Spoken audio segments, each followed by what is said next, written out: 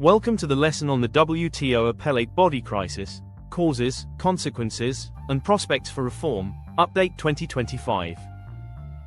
As usual, the learning materials for this topic can be found in the description below the video, in order of appearance. The World Trade Organization's WTO dispute settlement mechanism is often regarded as the cornerstone of the multilateral trading system. Under the WTO agreements, members can initiate a two-stage dispute resolution process, beginning with adjudication by panels and, where necessary, appeal to the WTO's appellate body. The appellate body, composed of 7 members, requires only 3 to hear a case. Its mandate is to provide final and binding legal interpretations, thereby ensuring consistency and legitimacy in global trade adjudication. However, since 2019, the appellate body has been effectively paralyzed. The paralysis stems from a sustained blockage by the United States, initiated under the Obama administration, intensified under President Trump, and maintained under President Biden and now, during the second Trump administration, preventing the appointment or reappointment of appellate body members. As a result, the body currently lacks the minimum number of members required to hear appeals. This institutional gridlock has profound implications. While WTO panels can still issue first-instance rulings, parties can now appeal into the void, meaning they file appeals that cannot be adjudicated.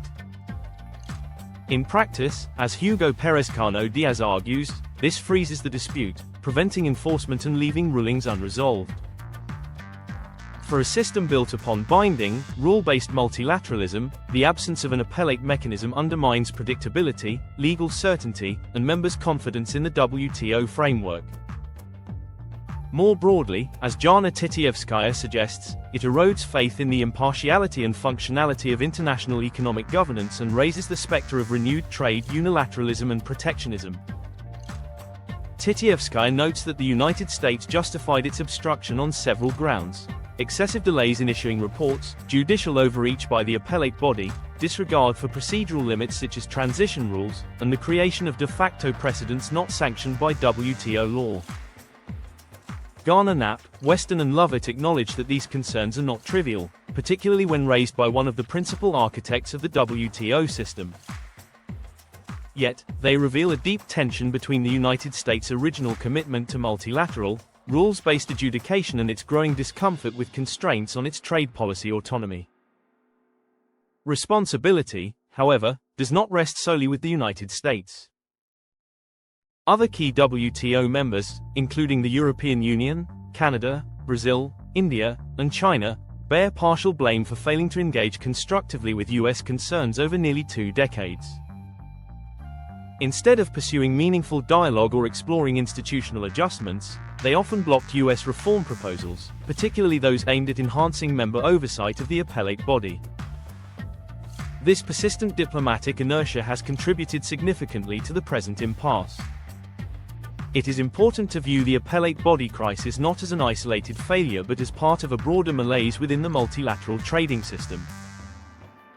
As Robert McDougall points out, the United States' skepticism towards binding dispute settlement and multilateralism reflects a larger shift in global power dynamics, chiefly the rise of China as a strategic and economic rival, and growing frustration with perceived imbalances in the WTO's ability to discipline state-led capitalism. Moreover, McDougall reiterates that the absence of effective checks and balances within the WTO's adjudicatory machinery has intensified perceptions of judicial activism, deepening political resistance to the system. In response to the paralysis, a group of WTO members, including the European Union, established an interim solution, the Multi-Party Interim Appeal Arbitration Arrangement, MPIA.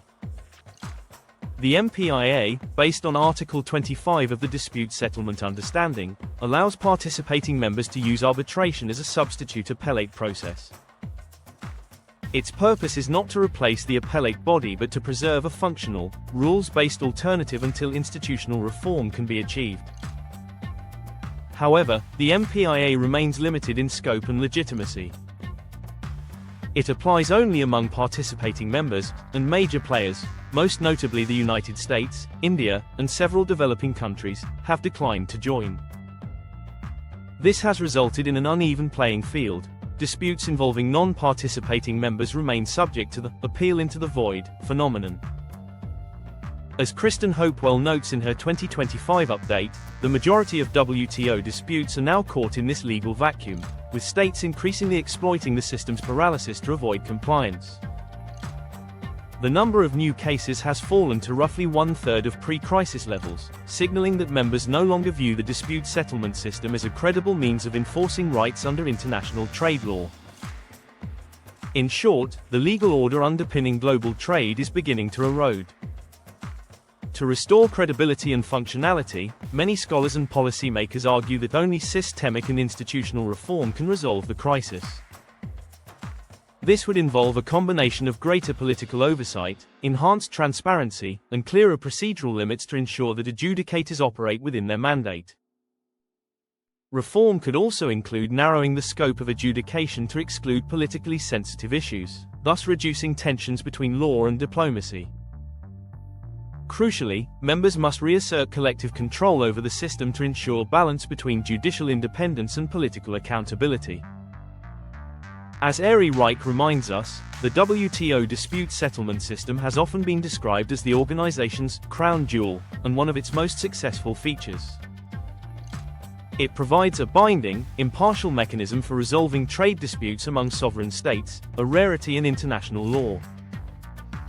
Since its creation, it has facilitated the settlement of over 600 cases, promoting stability, predictability, and fairness in global trade relations. Its collapse would not only weaken the rule-based system but could also embolden unilateral trade actions, tit-for-tat retaliation, and increased geopolitical friction. Therefore, the current crisis represents both a warning and an opportunity. It underscores the fragility of institutional trust in an era of strategic competition but also opens space for recalibration. Restoring the appellate body, or designing a more politically sustainable successor, will require compromise and mutual recognition among WTO members.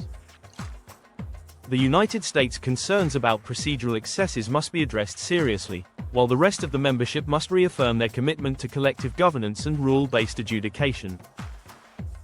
Ultimately, the vitality of the multilateral trading system depends on members' willingness to defend it not only when convenient but also when challenged.